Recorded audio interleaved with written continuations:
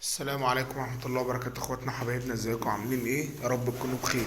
اخوكم محمد سعد. النهاردة معانا موضوع كويس جدا، ان بلاش تسيب الاكل قدام الحمام. بلاش تسيب الاكل قدام الحمام، عشان خاطر انت كده بتموت حمامك اول باول. الحمام كله هيتبهدل منك وامراض ومش هتعرف تفرغ زغاليل.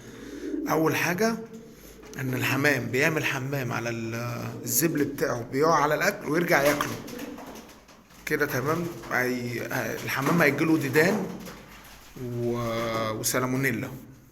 دول شيء اساسي كده.